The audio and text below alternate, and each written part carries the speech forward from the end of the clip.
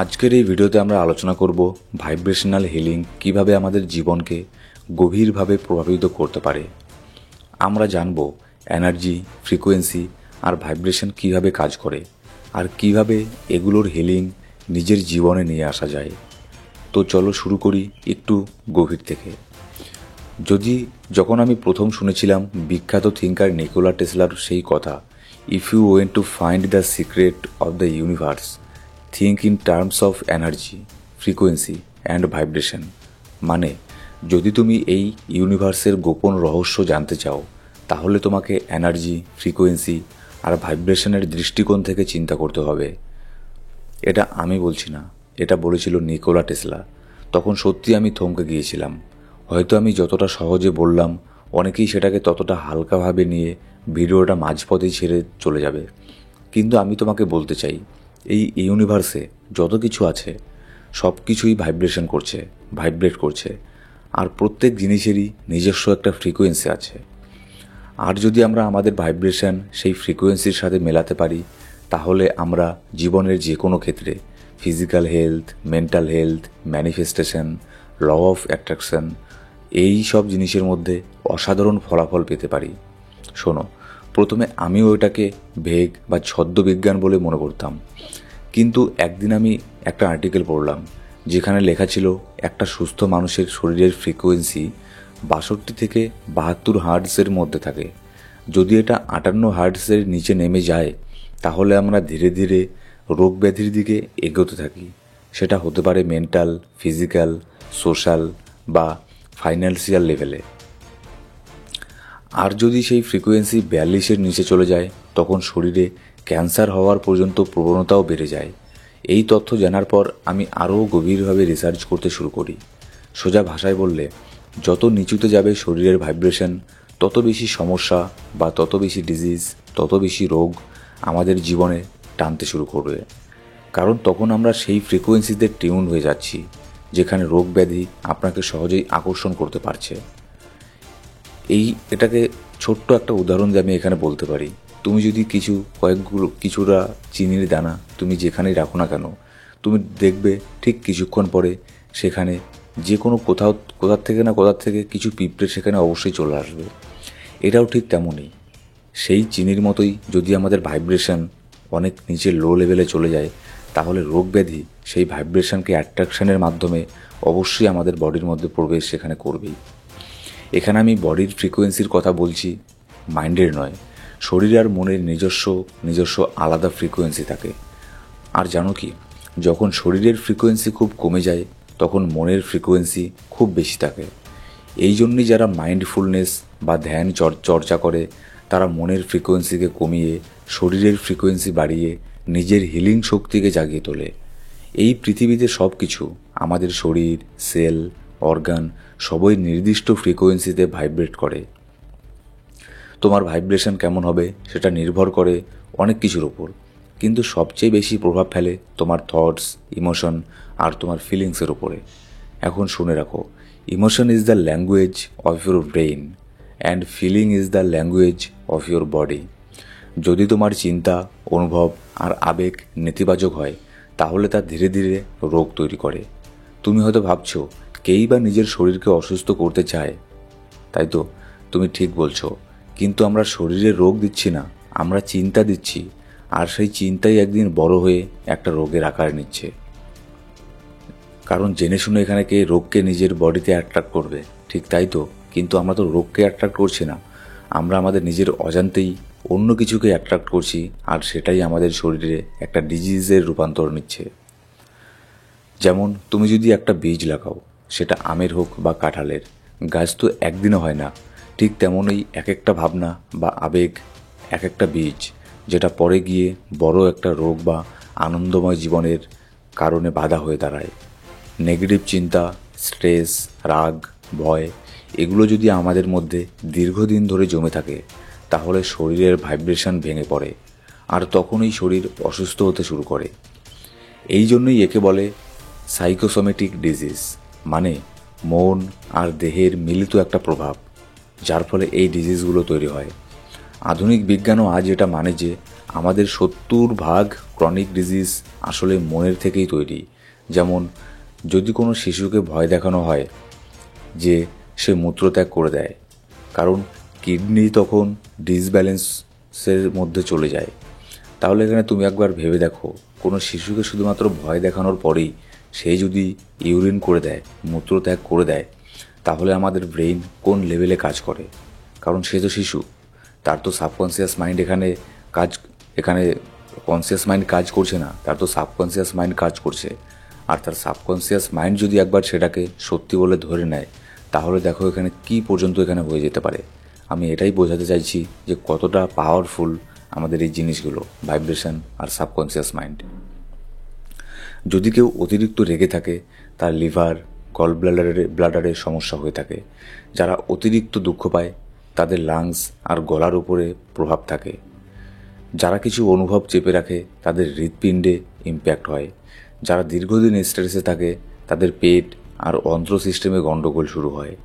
এই সব কিছু প্রমাণ করে যে তোমার প্রতিটা থট, প্রতিটা ইমোশন, প্রতিটা ফিলিং তোমার শরীরের সাথে কথা বলছে। তাই হিলিং শুরু হয় ভেতর থেকে, আমাদের চিন্তা থেকে, আমাদের ভাইব্রেশন থেকে। আমরা ভয় পাই বলেই কোনো কিছুকে কখনো শেষ করতে পারি না। আমরা বহু কিছুর থেকে ভয় পেতে পেতে নিজেকে পিছিয়ে ফেলি। সেই ভয়, সেই ফিয়ার ধীরে ধীরে একটা ছোট বীজ থেকে বিশাল একটা গাছে পরিণত হয়। লুইস হে তার বইয়ে লিখেছিলেন কিভাবে তার শরীরে ক্যান্সার তৈরি হয়েছিল আর কিভাবে তিনি সেটিকে সারিয়েও তুলেছিলেন। আমি এখানে শুধু বলছি না যে নেগেটিভ ইমোশনস আমাদের ক্ষতি করে, আমি বলছি পজিটিভ ইমোশনস তার চেয়েও 10 গুণ বেশি উপকার করতে পারে। হ্যাঁ, তুমি হয়তো বলবে এটা আবার কি কথা, ইমোশন তো ইমোশন। না, যখন তুমি পজিটিভ ইমোশনে থাকো, তখন তোমার হৃদয় আর মন একসাথে কাজ করে, একসাথে কম্পন তৈরি করে। আর যখন তোমার হৃদয়, মন, তোমার ব্রেইন একসাথে কম্পন তৈরি করে, সেটা হয়ে যায় হায়ার লেভেলের একটা ভাইব্রেশন। তখন সেটা লো লেভেলের ভাইব্রেশন থাকে না। কিন্তু যখন তোমার থটস, তোমার ইমোশন, তোমার অঙ্গভঙ্গি যখন হয় নেগেটিভ, তখন তোমার যে ভাইব্রেশনগুলো থাকে সেগুলো একটু হলেও লো থাকে। সেজন্যই বলা হয় 1000টা নেগেটিভ থটকে একটা পজিটিভ থট একদম ধ্বংস করে দিতে পারে। যেমনটা প্রচণ্ড অন্ধকারের মধ্যে একটা ছোট্ট দেশলাই কাঠের আলো সেই অন্ধকারকে দূরে ঠেলে দিতে পারে, ঠিক তেমনই তোমার একটা পজিটিভ থটস, একটা ভালো পজিটিভ ইমোশনস, একটা ভালো পজিটিভ অনুভব, একটা ভালো পজিটিভ ভাইব্রেশন তোমার গোটা নেগেটিভিটিকে দূর করে ফেলতে পারে। কিন্তু এগুলোকে এমনি এমনি করে বললে হবে না, এমনি এমনি এর ইউজ করলে হবে না। এগুলোকে তোমাকে করতে লাগবে ব্রেইনের আলফা থেকে বিটা স্টেটে গিয়ে। আর কেমন করে ব্রেইনের আলফা থেকে বিটা স্টেটে গিয়ে আমরা হিলিং করে থাকি, যে কোনো অ্যাফার্মেশন, ভিজুয়ালাইজেশন করে থাকি, এগুলোর উপরে অনেক ভিডিও আছে আমাদের এই ইউটিউব চ্যানেলের মধ্যেই। আবার অনেক গাইডেড মেডিটেশনও আছে, তুমি চাইলে সেগুলোও শুনতে পারো। যার ভাইব্রেশন যত বেশি, যত পরিষ্কার, যত হেলদি, সে তার শরীর, মন আর রোগের ওপর তত বেশি প্রভাব ফেলতে পারে। আর আজকের যুগে একেই বলা হচ্ছে ভাইব্রেশনাল হিলিং। এটা প্রচণ্ড পরিমাণে ফেমাস হচ্ছে গোটা পৃথিবী জুড়ে, ভাইব্রেশনাল হিলিং। ভাইব্রেশনাল হিলিং আজ বহু রকমের পদ্ধতিতে করা হচ্ছে, কারণ আমরা জানি everything is vibrating at a certain frequency. মানে হলো যে কোনো টুল কাজে লাগানো যায়, কিন্তু আমি আজ তোমার সঙ্গে কিছু বৈজ্ঞানিক তথ্য ভাগ করে নেব যা সত্যিই বহু মানুষ ব্যবহার করে নিজের মেন্টাল হেলথ আর হিলিং হেলথকে উন্নতি এনেছে। এর জন্য প্রথমেই আমাদের বোঝা দরকার ইমোশনাল কনফ্লিক্ট জিনিসটা কি। অনেক সময় আমরা আমাদের মধ্যে এমন কিছু ইমোশন জমিয়ে রাখি যা নিঃশব্দে আমাদের ভিতরে ধ্বংস চালায়, নিঃশব্দে আমাদের ভিতরকে শেষ করে দেয়, আমাদের হিলিং সিস্টেমকে ডিস্টার্ব করে দেয়। যেমন পুরনো কোনো কষ্টের স্মৃতি, কাউকে ক্ষমা না করতে পারা যিনি আমাদের সঙ্গে অন্যায় করেছেন, আমরা সেই স্মৃতি আজও বুকের মধ্যে ধরে রেখেছি। কখনো কখনো ভবিষ্যৎ নিয়ে ভয়, দুশ্চিন্তা, উদ্বেগ, এগুলোই সেই কনফ্লিক্টের একটা অংশ। যে ইমোশনগুলো আমরা ধরে রাখি সেগুলোই আমাদের শরীরে ডিজিজ, রোগের তৈরি করতে শুরু করে। কারণ আমাদের শরীরের প্রতিটা কোষ আমাদের চিন্তা, অনুভব আর আমাদের ইমোশনের মাধ্যমে প্রোগ্রাম হচ্ছে প্রতিনিয়ত, প্রত্যেক দিন। এই ইমোশন যদি দীর্ঘদিন থাকে তাহলে সেগুলো শরীরের অঙ্গ প্রত্যঙ্গকে প্রভাবিত পর্যন্ত করতে পারে। আর যেটা সবচেয়ে গভীর ইমোশন, যেটা আমি আজ তোমাকে বলতে চাই, সেটা হলো আনকন্ডিশনাল ফরগিভনেস। এটাই এমন একটা অনুভব যেটা অনেকের শরীর তার মনে সমস্যা তৈরি করে। কারণ আমরা কাউকে ক্ষমা করতে পারি না, অনেক সময় নিজেকেও ক্ষমা করতে পারি না, বা কোনো পরিস্থিতিতে, যে কোনো পরিস্থিতি হোক না কেন, অনেক সময় এরকম হয়ে যায় এরকম। ঠিক আছে, আমরা তো মানুষ, অনেক সময় আমরা যারা আমাদের সাথে অন্যায় করে তাদেরকে ক্ষমা করতে পারি না, বছরের পর বছর হয়ে যায়। অথবা আমরা নিজেকে কখনো ক্ষমা করতে পারি না, হয়তো আমাদের থেকে কোনো কিছু ভুল হয়ে গেল, এইসব জিনিসগুলো হয়ে থাকে। আর এই অনুভব এতটাই গভীরে, এতটাই অবচেতন মনের মধ্যে গেঁথে থাকে যে আমরা বুঝতেও পারি না আমি তা ভুল কিছু করিনি, তাহলে আমার এই রোগ কেন হচ্ছে। সেজন্য আমরা পরবর্তীতে এখানে বারবার বলি আমার এই রোগটা কেন হলো, কারণ তার মধ্যে সেই ইমোশনগুলো অনেক দিন থেকে জমা হয়ে আছে তারই অজান্তে। হয়তো তার মনের কোনো গভীরের মধ্যে ছিল প্রচণ্ড কোনো ক্ষোভ অনেক বছর থেকে। লুইস হে নিজেই তার বইয়ে স্পষ্ট করে লিখেছেন, all disease comes from a state of unforgiveness. মানে যদি আমরা অসুস্থ হই তাহলে আমাদের হৃদয়ে খুঁজে দেখতে হবে কাকে আমরা ক্ষমা করতে পারিনি। তিনি আরও বলেছেন, the person you find hardest to forgive is the one of you most need to let go of. মানে যাকে ক্ষমা করা সবচেয়ে কঠিন মনে হয় তাকেই প্রথমে ক্ষমা করতে হবে। আমি জানি এই জিনিসটা অনেক কঠিন, কারণ এটা আমার ব্যক্তিগত অভিজ্ঞতা থেকেই বলছি। এটা অনেক অনেক কঠিন, সাবকনসিয়াস মাইন্ডকে রিপ্রোগ্রাম করার থেকেও অনেক কঠিন এই জিনিসটা, কিন্তু তারপরেও তুমি এটা করতে পারবে। আমি এর জন্য একটা অ্যাফার্মেশনও বানিয়ে দেবো। তুমি হয়তো ভাবছো ও সহজে বলছে, আমি তো জানি আমাকে কীভাবে আঘাত করা হয়েছিল। ঠিক আছে, হয়তো তোমার জন্য ক্ষমা করাটা অনেক কঠিন, কিন্তু সেই আনফরগিভনেস তোমার মধ্যে একটা বিষ তৈরি করছে, আর কিচ্ছু না। এটা ঠিক যেন একটা জ্বলন্ত কয়লা যা তুমি কারোর দিকে ছুঁড়তে চাও, কিন্তু যতক্ষণ না ছুঁড়ছো সেটা তোমার মতোই তোমার হাতকেই পুড়োচ্ছে, তোমার ভেতরের অন্তরকেই জ্বালিয়ে পুড়িয়ে ছারখার করে দিচ্ছে। তোমার মন আর শরীর একটা ইন্টার কানেক্টেড সিস্টেম। তুমি যা অনুভব করো সেটাই শরীরে অনুপ্রাণিত হয়। তাই যাকে ক্ষমা করা সবচেয়ে কঠিন তাকেই সবচেয়ে আগে ক্ষমা করতে হবে। এখন তুমি ভাবতে পারো, কিন্তু আমি ক্ষমা করব কীভাবে? লুইস হে বলেন, don't focus on how to forgive, focus on whether you have the intention to forgive. মানে ক্ষমা করতে চাও তো, তোমার ইচ্ছেটাই আগে দরকার, পদ্ধতি পরে। তুমি চাও তো ক্ষমা করতে, পদ্ধতি পরে। এখন দেখো, বেশিরভাগ মানুষ ক্ষমা তখনই করতে চান যখন রোগ বা সমস্যা বড় আকারে নেয়, যখন শারীরিক যন্ত্রণা মানসিক কষ্টের চেয়েও বেশি হয়ে ওঠে, তখন তারা প্রস্তুত হন ক্ষমা করতে, কারণ তখন তাদের সামনে আর কোনো রাস্তা থাকে না। তুমি যদি এই প্রক্রিয়া একটু আগে শুরু করো তাহলে এই তীব্র যন্ত্রণা পর্যন্ত পৌঁছতে হবে না। ক্ষমা মানে কি? ক্ষমা মানে কারো অন্যায় মেনে নেওয়া নয়। ক্ষমা মানে সেই পরিস্থিতি থেকে একটা শিক্ষা নেওয়া আর আবেগগুলোকে ছেড়ে দেওয়া। এই যে একটা আবেগ, তোমার মধ্যে একটা প্রতিশোধের আবেগ বা একটা খারাপ একটা ভাবনা, এইসব ইমোশনসগুলোর থেকে বাইরে চলে আসা। যতক্ষণ সেই ইমোশন তোমার সঙ্গে আছে, যেমন সে আমাকে আঘাত করেছিল, সে আমার জীবনটা নষ্ট করেছিল, এই কথাগুলোই তোমার মন আর শরীরে পেইন তৈরি করছে। কিন্তু একবার যদি তুমি ভাবো আমি এ থেকে শিক্ষা নিয়েছি আর এখন আমি এগিয়ে যাব, তখন সেই পেইনফুল স্মৃতি একটি মাত্র উইজডম হয়ে যায়। যখন লার্নিং আসে তখন ইমোশনস চলে যায় আর তুমি সেই যন্ত্রণাময় মুহূর্ত থেকে ধীরে ধীরে ডিটাচ হয়ে যাও। জীবনের প্রতিটি কষ্টকর অভিজ্ঞতা আমাদের একটা দিক নির্দেশ করে, জ্ঞান বা উইজডমের পথে। যে মানুষটা তোমাকে ঠকিয়েছিল, যখন তুমি সেই ভুল থেকে শিক্ষা নিতে শুরু করলে, যখনই তুমি বুঝলে ভবিষ্যতে এমন ঠকে যাওয়ার সুযোগ আর তুমি কাউকেই দেবে না, এইভাবে আমাদের আত্মার অগ্রগতি ঘটে। তুমি সেখান থেকে একটা শিক্ষা নাও, তারপরে জাস্ট সেখান থেকে চলে আসো, সরে যাও। লেট গো মানে শুধু ঘটনা ভুলে যাওয়া নয়, মানে হলো আবেগগুলোকে থেকে মুক্ত হওয়া। তাই শুরুতেই আমি ফরগিভনেস বলিনি, বলেছি আনকন্ডিশনাল ফরগিভনেস, শর্তহীন ক্ষমা। এটাই তোমার ভাইব্রেশনকে অনেক গুণ বাড়িয়ে দেবে। শর্তহীন মানে কি?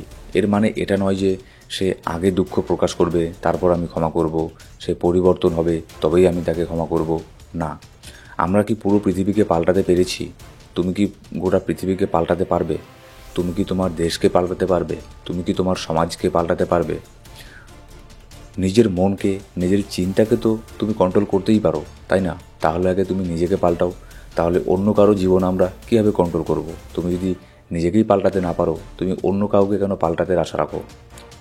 আনকন্ডিশনাল ফরগিভনেস মানে আমি ক্ষমা করছি, বিনিময়ে কিছু চাচ্ছি না। যদি সত্যি তুমি ক্ষমা করতে চাও, তাহলে তুমি জিজ্ঞেস করবে না কীভাবে করব, কারণ ইচ্ছা থাকলেই পথ বেরিয়ে আসে। তো প্রথম ধাপ হলো তোমার ভেতরের ইমোশনাল কনফ্লিক্টগুলোকে মিটিয়ে দেওয়া। আর সেটা করতে গেলে অন্যদের ক্ষমা করতে হবে, লেট গো করতে হবে, আত্মসমর্পণ করতে হবে। এই ক্ষমার মধ্যেই রয়েছে শক্তিশালী ভাইব্রেশন। এবার আমি জানি এটা অনেক কঠিন, কারণ এটা আমার সাথে বাস্তবে হয়েছিল। সেজন্য অনেককে এখানে ফরগিভ করা প্রচণ্ড কঠিন হয়ে দাঁড়ায়। এই জন্য আমার নিজেরও কিছুটা সময় লেগেছিল, মোটামুটি প্রায় মাসখানেক লেগেছিল এই জিনিসটা আমার সাবকনসিয়াস মাইন্ডের মধ্যে নিয়ে আসার জন্য, যে কাউকে ফরগিভ করে দেওয়ার জন্য। তো তোমরা যদি চাও আমি কীভাবে ফরগিভনেস থেকে আমি বেরিয়ে হয়ে এসেছি, এটার উপর আমি একটা অ্যাফার্মেশনও এখানে বানিয়ে দিতে পারি, কিংবা কোনো গাইডেড মেডিটেশনও মেক করে দিতে পারি। আর এমন একটা ভিডিও বানিয়ে দিতে পারি যেখানে থাকবে একটা মোটিভেশনাল জিনিসও থাকবে। তুমি সেটা দেখে অনেক মোটিভেটেড হয়ে যাবে, আর তুমি নিজেই তৈরি হয়ে যাবে তাকে ক্ষমা করে দেওয়ার জন্য। ঠিক আছে? এরকম হলে কেমন হয় যে তুমি নিজেই তোমার ইচ্ছে করছে তাকে ক্ষমা করে দেওয়ার। তো তোমরা যদি কমেন্ট করে জানাও আমাকে, তাহলে আমি সেই ভিডিওটাও বানিয়ে দেবো। এবার বলি এমন কেমন হয়। যখন আমরা কাউকে ক্ষমা করি না, তখন সেই সম্পর্কিত সমস্ত নেগেটিভ চিন্তা মস্তিষ্কে ঘুরে ঘুরে আমাদের মনকে ব্যস্ত রাখে। আমরা তখন সবসময় বিটা মোডে থাকি, মানে খুব সক্রিয় আর অস্থির। বিটা, আলফা, থিটা, ডেল্টা, এই ব্রেইন ওয়েভগুলো আমি পরে ব্যাখ্যা করব এই সিরিজে। তবে অবশ্য যারা আমাদের পুরনো ইউজার, আমাদের ভিডিও আগের থেকে দেখে, তারা এইসব স্টেটগুলো আগের থেকে জানে যে এইসব জিনিসগুলো আমি কী বলছি।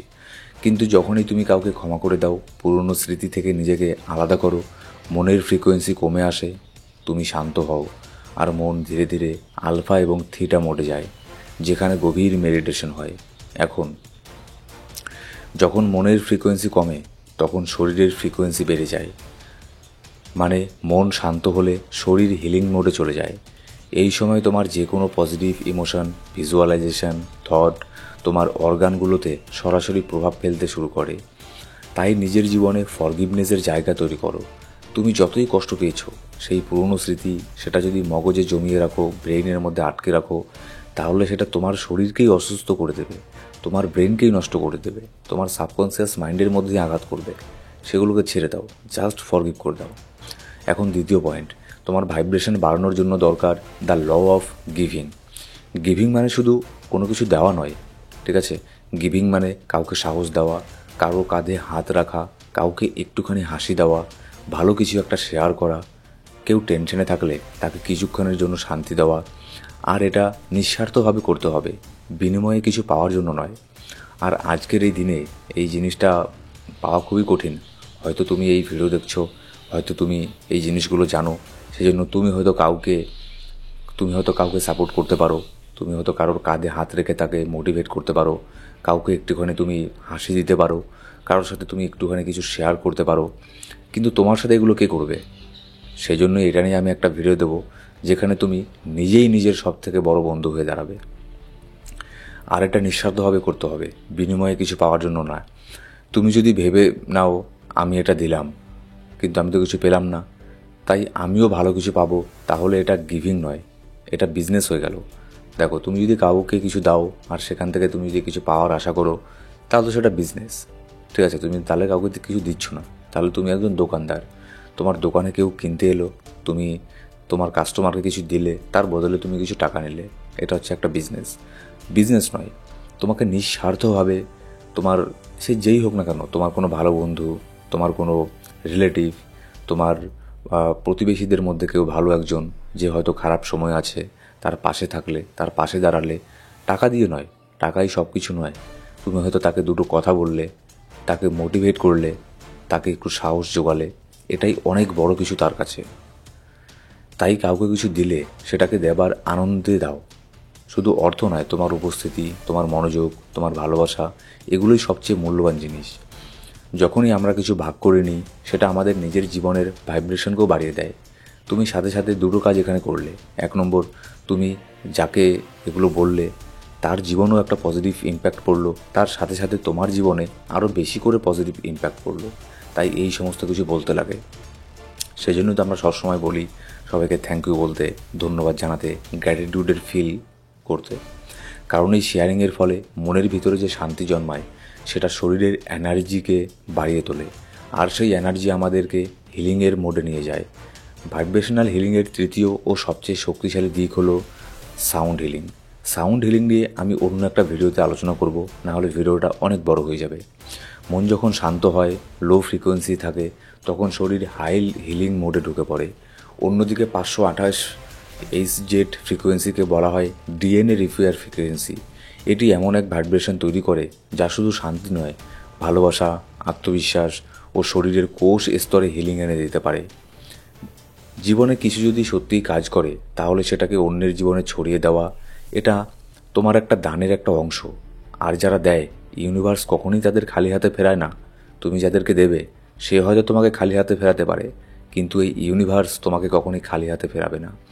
গোলাপ যারা বিলিয়ে দেয় তাদের হাতেই সবার আগে গন্ধটা থেকে যায়, এটা সবসময় মনে রেখো।